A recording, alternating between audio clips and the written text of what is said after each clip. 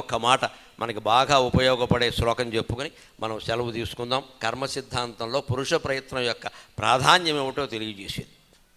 సంజయుడు యుద్ధఘట్టాలన్నీ వినిపిస్తాడు ధృతరాష్ట్రుడికి. మరి ఆయనకి నాకు అన్నీ చూడాలనుందని కళ్ళు లేవు కదా, అందుకని వ్యాసుడు సంజయుడికి వరం ఇచ్చాడు, దివ్య దృష్టి ఇచ్చాడు. పైగా ఇంకో రహస్యం, సంజయుడు యుద్ధం కూడా చేశాడు, కేవలం ఖాళీగా కూర్చోలేదు, యుద్ధం చేశాడు. కౌరవుల తరఫున యుద్ధం చేశాడు, ఆయన ధర్మం ఆయన చేశాడు. యుద్ధం చేస్తూ తిరుగుతూ ఆయనకి ఇచ్చిన వరం ఏమిటంటే, వ్యాసుడు నీకు అందరి ప్రవృత్తులు తెలుస్తాయి, బయటికి కనిపించే విషయాలు కాదు, లోపల లోపల వాళ్ళ ఆలోచనలు కూడా తెలుస్తాయి, అవి అవసరాన్ని బట్టి ధృతరాష్ట్రుడికి చెప్పు అన్నాడు.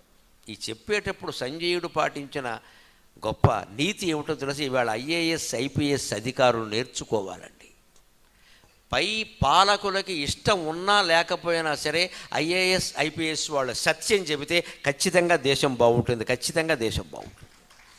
అది విదురుడు చేశాడు, ఆ పని విదురుడు చేశాడు, సంజయుడు చేశాడు. ఇవాళ దురదృష్టవశాత్తు ఐఏఎస్ ఐపీఎస్ అధికారుల్లో ఎక్కువ మంది ఎలా తయారయ్యారు అంటే, ఆ పాలక వర్గంలో ఉన్న పెద్ద ఆయన ముఖ్యమంత్రో మరో మంత్రో ఏం చెబితే అది అదేనండి, ఏం కాదు, అవదని చెప్పాలి, అధర్మం అని చెప్పాలి, తప్పని చెప్పాలి. దానివల్ల జరుగుతున్నది ఏమిటో అందరికీ తెలుసు. వారు పదవిలోంచి దిగిపోతారు, వీరు జైలుకి వెళ్ళిపోతున్నారు. ఎక్కడ ఎందుకు వచ్చిందండి ఈ గొడవ? దానికి మార్గం భారతం చూపించింది. ఖచ్చితంగా నువ్వు నీతిగా ఉండవయ్యా, నిన్ను నీతి తప్పనవాడు చెప్పాడు. అందుకే సంజయుడు ధృతరాష్ట్రుడికి ఘట్టాలు చెబుతూ ఉంటే ఆయన అంటాడు, ఈ సైంధవ వధ జరుగుతుంది 14వ రోజు. సైంధవుడు చనిపోయాడు. సైంధవుడు ఎవరు? ధృతరాష్ట్రుడికి అల్లుడు, పైగా ఒక్క కూతురు, ఒకే ఒక్క కూతురు, నాకు ఒకే ఒక్క కూతురు, దాని మొగుడిని చంపేశాడు. మరి ఈ కూతురు మొగుడు ఎలాంటి వాడు? వీడు 10 మానభంగాలు చేశాడు, ఇప్పటికే 10 మానభంగాలు చేశాడు. మరి వాడిని చంపకపోతే ముద్దెట్టుకుంటారండి? ఆ దుఃఖం లేదు ధృతరాష్ట్రుడికి. మా అల్లుడిని చంపేస్తారు, మా యుద్ధం అని. పైగా ఏమంటారంటే కాలం అటువంటిది, అందరూ పోతున్నారంటే కాలం కాదు, కాలంగా ధృతరాష్ట్ర తప్పించుకునే ప్రయత్నం చేయదు. కాలోయం పుత్ర రూపేణ తవ జాతో విషంపతే న వధ పూజ్యతే వేదే హితం నైవ కథంచనా. కాలం మీదకి ఎంత గెంటేస్తావు ధృతరాష్ట్ర? కర్మ సిద్ధాంతం అంటే నువ్వు అనుకున్నది కాదు. ఏ కర్మ, ఏ పూర్వజన్మ కర్మ, ఏ కాలం ఇందులో లేదు. నీ బుద్ధి పనిచేసింది, వంకర బుద్ధి అని చెప్పాడు ఖచ్చితంగా సంజయుడు. నీ బుద్ధి, నువ్వేం చేశావు? కాలోయం పుత్ర రూపేణ తవ జాతో విషంపతే. నువ్వు అనుకున్న పూర్వజన్మ కర్మ దుష్కాలం నీ పెద్ద కొడుకు రూపంలో పుట్టిందయ్యా. నువ్వెందుకు గ్రహించలేకపోయావు ఈ విషయాన్ని? వాడు ఏదంటే చేసేస్తావా? వాడు పేకాడుతుంటే ఆడమంచి ఊరుకుంటావా? వస్త్రాపహరణం జరుగుతుంటే పోన్లేని ఊరుకుంటావా? పోన్లే ఊరుకోవడం కాదండి. ధృతరాష్ట్రుడికి చాలా ఇంట్రెస్ట్. ఏం జరుగుతుంది అని అడిగాడు పక్కవాళ్ళు. వీడికి ఎందుకండి ఈ గోల? పేకాడుతుంటే ఎవరు ఓడిపోయారు, ఎవరు గెలిచారు, ధర్మరాజు గెలిచి, ఇవన్నీ అడుగుతున్నాడు. ఎందుకంటే ఇంట్రెస్ట్ మానిపించచ్చుగా. తన సభలో జోదం జరుగుతూ ఉంటే, వస్త్రాపహరణం జరుగుతుంటే, కళ్ళ ముందు ఘోరం జరుగుతుంటే ఆ పని పాలకుడు ఒక పాలకుడా? వాడికంటే పల్లెటూళ్ళలో పాలకుండనయం కదా కనీసం ఈ పాలకుడు కంటే. ఇన్ని తప్పులు చేసి ఇవాళ సైంధవుడు పోయాడు, దుర్యోధనుడు పోయాడు, కర్ణుడు పోయాడంటే పోరా? కాలం దుష్కాలం దుష్కర్మ ఎక్కడా పూర్వజన్మలో లేదు. ధృతరాష్ట్ర మహారాజా నీ కొడుకులో ఉంది. నీ కొడుకును నువ్వెందుకు అదుపులో పెట్టలా? పైగా నువ్వు తండ్రిగా సరిగ్గా ప్రవర్తించి ఉంటే ఈ దుఃఖం నీకు ఇప్పుడు వచ్చేది కాదు. సకృత్వా పితృకర్మాణం పుత్రం సంస్థాప్య సత్పథే అని గోప వాచిపోయేలా చెబుతాడమ్మా. ఆయన ఆనాటి ఐఏఎస్ ఐపీఎస్లు ఎంత ధైర్యంగా వ్యవహరించారో చూడండి. సకృత్వా పితృకర్మాణం పుత్రం సంస్థాప్య సత్పథే వర్తేధాయది ధర్మేణ నవ్యసనం త్వాం వ్యసనం నవ్రజేత్ త్వాం వ్యసనం నవ్రజేత్ మహీ అంటాడు. నువ్వు తండ్రిగా నువ్వు చేయవలసిన పని చేయాల. మనలో కూడా చాలా తండ్రులకి గుణపాఠంగా ఒక మాట చెప్పుకోవాలి మనం. కొడుకు కానీ కూతురు కానీ తప్పుదారిలో పెడుతున్నారు అంటే వెంటనే ముందు ఫైనాన్స్ కట్ చేసేయాలండి. ఆర్థికం అందనీయకూడదు. క్రెడిట్ కార్డు లాగేసుకోవాలి, డెబిట్ కార్డు లాగేసుకోవాలి, అకౌంట్లు రద్దు చేసేయాలి, రూపాయి ఇవ్వకూడదు.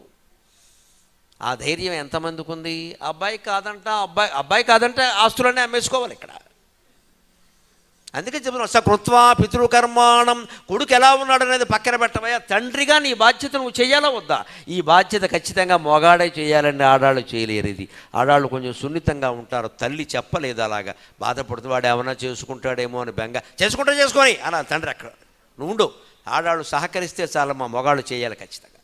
ఇంట్లోకి రావద్దు, నీ ఇష్టం వచ్చి తాగి తందనాలాడడానికి కాదు ఇక్కడ, పో బయటికి పో, కప్పులు కడుక్కొని చెప్పాలి. ఏ తండ్రి అయినా ఏ కొడుక్కైనా దుర్వ్యసన పరుడైన వాడికి ఇంట్లోంచి గెంటీసి అలా చెప్పగలిగితే నేను నమస్కారం చేస్తానని నా తండ్రి ఖచ్చితంగా నమస్కారం చేస్తాను.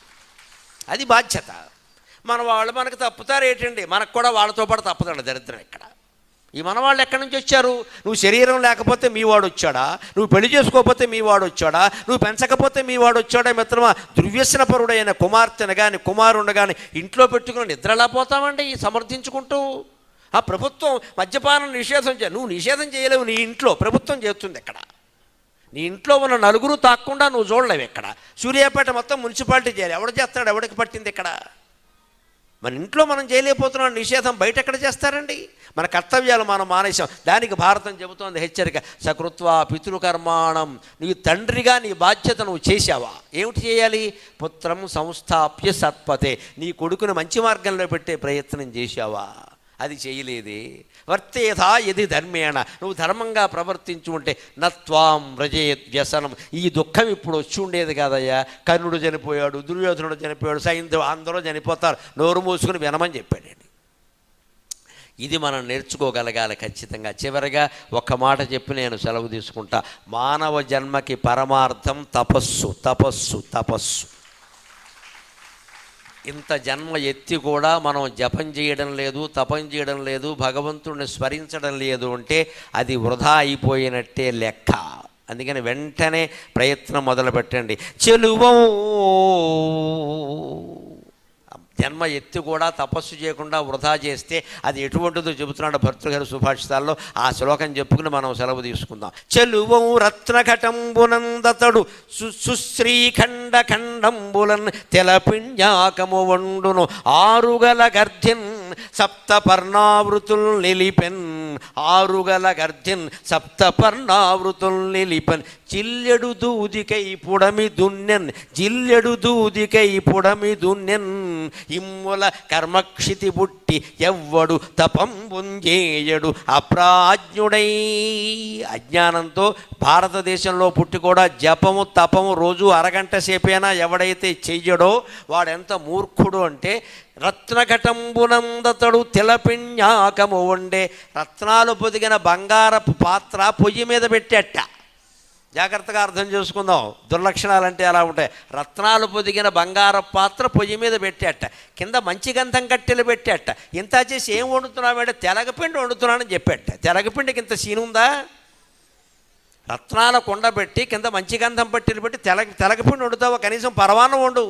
పరవాన్నం వండాలనే ఆలోచన రాలా, తెలగపిండి వండుతున్నట్ట. ఇంత మానవ జన్మ మనకు వచ్చి కూడా భగవత్స్మరణ చేయట్లేదు అంటే మనం రత్నాల కుండలో తెలగపిండి వండుతున్నట్టు లెక్క. ఇంకో మాట చెప్పాడు, ఆరుగల గర్ధిన్ సప్తపర్ణావృతులు నిలిపిన. ఆళ్ళు, రాగులు, సజ్జలు, కొర్రలు లాంటివి ఉంటాయి చిరుధాన్యాలు. అవి గొప్ప పంటలే కాదనేది, అవి బలాన్ని ఇస్తాయి. కానీ వరి పంట మనకి ముఖ్యం కదా. వరి పంటకు ఆళ్ల చేను ఉందిట, దానికి కంచె కట్టాట. దేంతో? శుభ్రంగా ఉన్న కర్పూరపు అరటి పళ్ళ చేను నరికేసి ఆ అరటి బోదలు పట్టుకొచ్చి దీనికి కంచె కింద పెట్టేట. ఆ అరటి పళ్ళు ముఖ్యమా, ఆళ్ళు ముఖ్యమా? ఏం చేస్తున్నావు నువ్వు? ఆళ్ల చేనుకి అరటి బోదలు పెట్టి కంచె కింద కడతావా? ఇంకోటి కూడా ఉంటాడట, మూర్ఖుడు అంటే అలా ఉంటాడు. జిల్లెడు దూదికై పుడమి దున్నెన్. పైడి నాగళ్లతో బంగారపు నాగళ్ళు పెట్టి భూమిని దున్నట్ట.